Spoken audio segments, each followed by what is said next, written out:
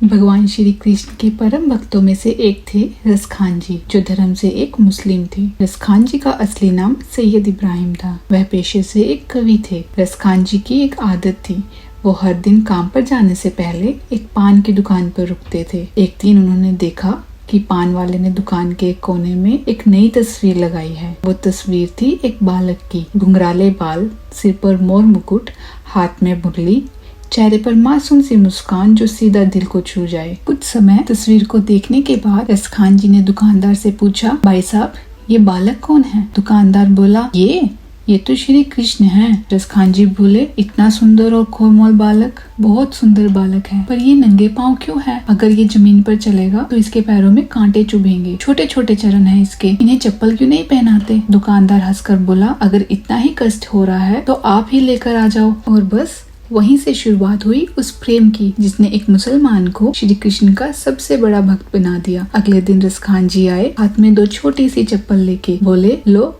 ले आया मैं, अब बताओ ये बालक कहाँ मिलेगा? पान वाला 2 मिनट रुककर बोला, यह बालक तो वृंदावन मिलेगा। रसखान जी सब कुछ छोड़कर चल पड़े वृंदावन की ओर, हाथ में नन्ही सी चप्पलें और दिल में शाम की छवि। वृंदावन की गलियों में हर किसी से पूछते फिरते, बताओ कहाँ मिलेंगे शाम? लोग कहते, शाम तो हर घर में है, कैसा दिखता है? रसखान जी ने आंखें बंद की और कहा, उसके बाल घुंघराले हैं, सिर पर मोर मुकुट है, हाथ में मुरली है और उसकी मुस्कान जैसे मन को मोह ले। एक सज्जन ने उन्हें बांके बिहारी जी मंदिर भेजा। रसखान जी जैसे ही बांके बिहारी जी मंदिर पहुँचे, पुजारी जी ने उन्हें सीढ़ियों पर ही रोक दिया। आप मुसलमान हैं, मंदिर में नहीं जा सकते। रसखान जी ने हाथ जोड़कर बोला, मुझे पूजा नहीं करनी, बस एक चप्पल रखनी है श्री कृष्ण के लिए, फिर लौट जाऊंगा। परंतु पुजारी जी ने नहीं जाने दिया, तो रसखान जी ने मंदिर की सीढ़ियों पर बैठने का निर्णय लिया। सारा दिन बीत गया और रात भी। सुबह हुई, चारों ओर हल्का उजाला था। तभी उन्हें घुंघरुओं की आवाज सुनाई दी। उन्होंने चारों ओर देखा, पर जैसे ही उनकी दृष्टि नीचे पड़ी तो उन्होंने देखा श्री कृष्ण उनके सामने खड़े हैं। वही छवि,